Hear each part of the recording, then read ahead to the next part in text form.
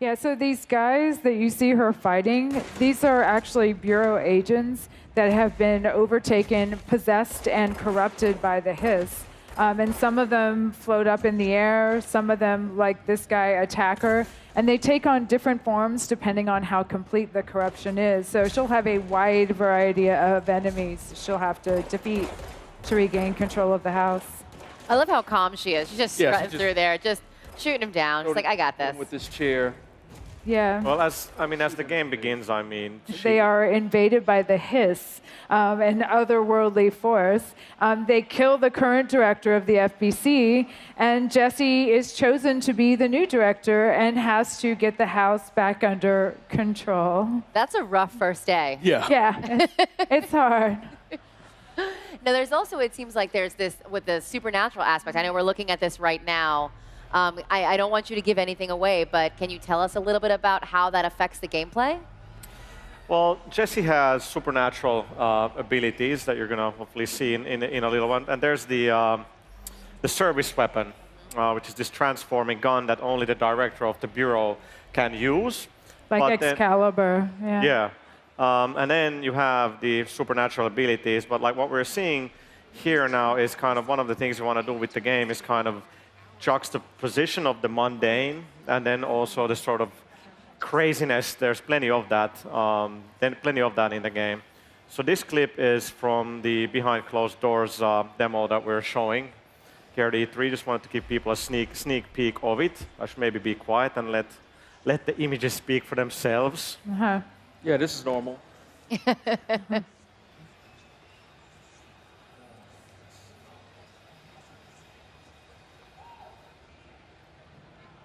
So it's very strange. We have some of the people that are floating, and then there's this other one that's actually not. Oh, there we go. That's there we go. So that's the shield, and you can kind of see we have these reactive environments in the game. There's quite a bit of destruction, and now we're using one of the supernatural abilities there, very deadly chair. And we're going to use the shield again. You can see how the environment kind of reacts to all of that. Like when Jesse pulls up the shield, the objects nearby will start to levitate as well. So there's a lot of sort of... So this environmental destruction, how does it affect the gameplay? Can you use it to your advantage, or you can use it against your enemies offensively as well? Absolutely. Yeah, you can see that she can pick up things like the fire extinguishers and the clock and other elements and hurl them at the enemy. She can pick up debris and use it as a shield. And she'll get other abilities that will allow her to manipulate the environment as well. They're really trying to build like this sandboxy kind of thing with control, because you have your abilities, you have the service weapon, so players will have a lot of choice in kind of how to approach things, and of course they can cause a lot of really good looking destruction. So what brought Remedy to Control? Like, why did you want to make this game? Well, it's Sam Lake's vision, and as he was making some other games, working on Alan Wake and Quantum Break, he had some ideas that didn't entirely fit into those games, and so he sort of made a mental note that they were something he wanted to pursue in the future. And so coming out of Quantum Break, he revisited those ideas and had the oldest house idea, this sort of world within a location, constantly transforming and branching, otherworldly place. And from that, this whole idea of the Bureau rose, and we have control. Yeah. Now, we know that she is trying to defeat the Hiss and also figure out what this whole, trying to get control of this whole Bureau is.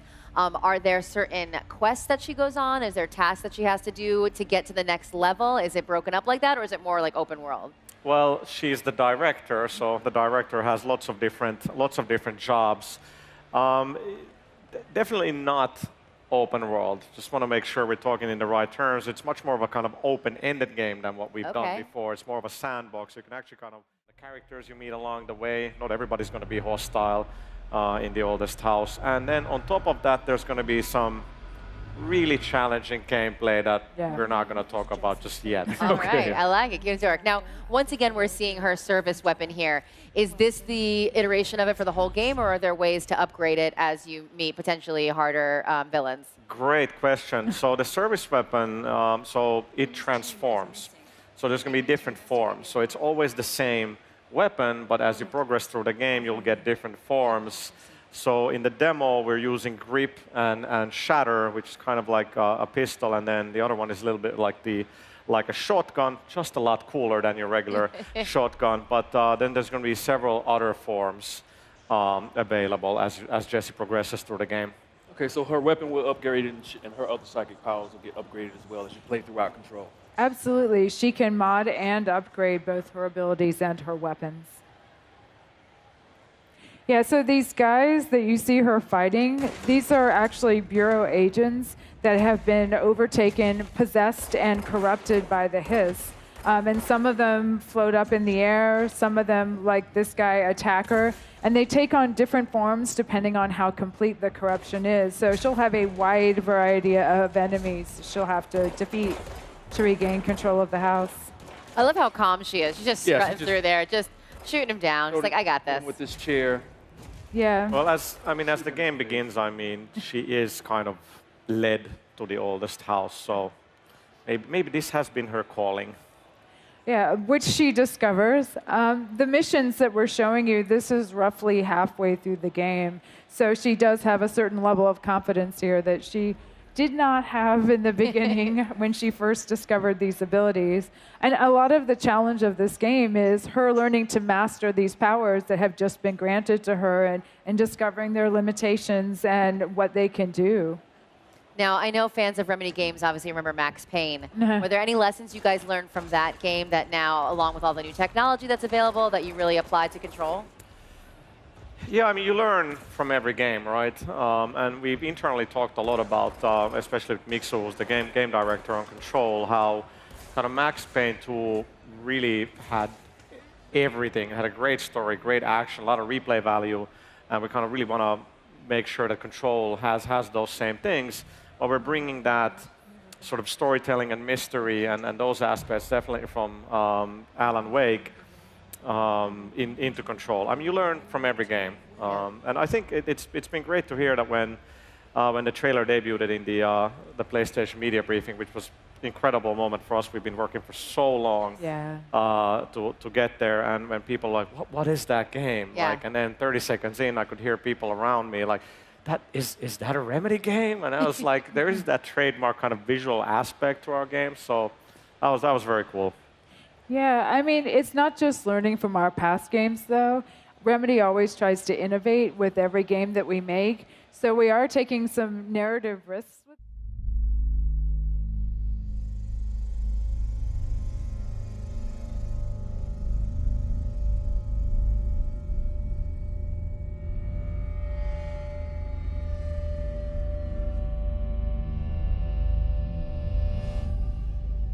The oldest house is a shifting place.